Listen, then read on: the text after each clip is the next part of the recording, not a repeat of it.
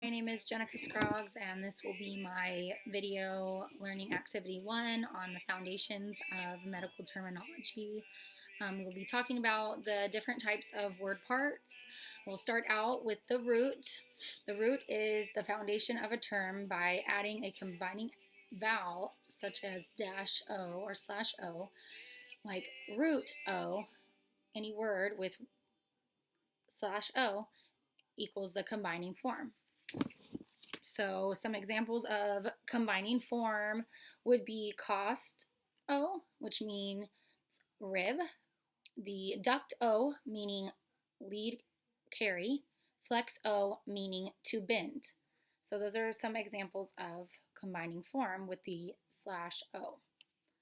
So moving on to a suffix. A suffix is a word ending in all medical terms. So a suffix will be in all medical terms. The dash before the word will be a suffix. So if the dash is in front of the word, it's a suffix. Some examples of suffix is drum, like syndrome, but drum. So the dash is in front of the word. Drum is to run. And then the next word will be plasm. Sorry, just trying to get it there where you guys can see it. And then plasm meaning formation or structure. And then the next suffix will be mission, meaning to send. So those are some examples of a suffix where the dash is in front of the word. So a prefix will be where the dash is after the word. It's a small part attached to the beginning of the term. So not all medical terms will have a prefix, but they will all have a suffix. Some examples of a prefix is Brady with the dash at the end, meaning slow.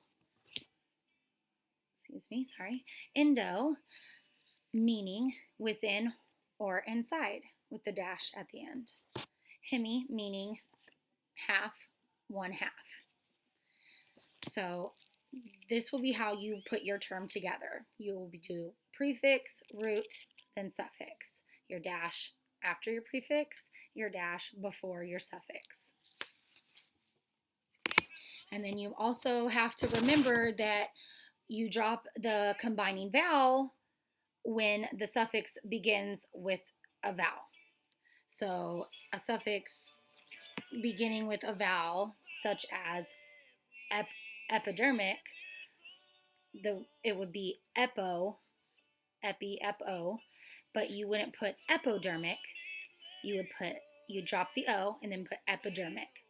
How you read it from the suffix to the prefix. So meaning it would be ick and then epiderm. So it would be, one second, sorry, I'm looking at my notes. It will be pertaining to, which is ick, and then epiderm, meaning above or on the skin. So some other examples would be, so it would be ology and then radiology, meaning the study of x-rays. Just like radiologist is a person who studies the x-rays. So we'll move on to laminectomy, which ectomy is the surgical removal, and then lamen being a part of the vertebrae, surgical removal of the vertebrae. And then we're going to move on to some tricky terms, whether it be a prefix, suffix.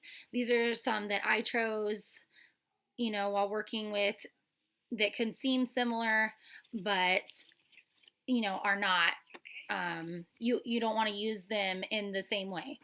So it will be Anna, meaning upward, and te, meaning before. So you wouldn't want to put before something if you're wanting to go up. And then hyper and hypo, you get those confused because I don't know why I do, but thinking hypo means up or but hyper is excessive. And then hypo is low.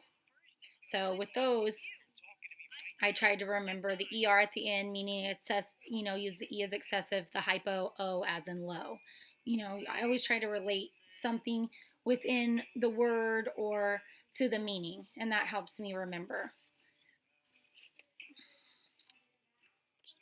And then we want to talk about a few more tricky ones would be gram, graph, graphy. So gram would be to record. Graph is the instrument for recording, and then graphy is the process of. So they all mean something different, which they all look close, and if they might mean the same thing, but they all mean something different. And then moving on with scope, scopy. So scope is the instrument which you do the visual exam. Scopy is the visual examination. So very close, but different. One's an instrument, one is the visual examination. And then the last of these would be stomy, tomy, and ectomy. So stomy meaning new opening, tomy meaning the process of cutting, and ectomy meaning removal. You wouldn't want to get those things confused during a procedure. So basically, we'll do a little review of the basic terms and what we've learned here. So, putting everything together and all the word parts from beginning to end, you will always have your root word, your combining form, and your prefix. So as long as you remember those, and I always try and use flashcards to help me study and remember all of the terms. And thank you for bearing with me during this video. I hope you guys have a good one. Bye.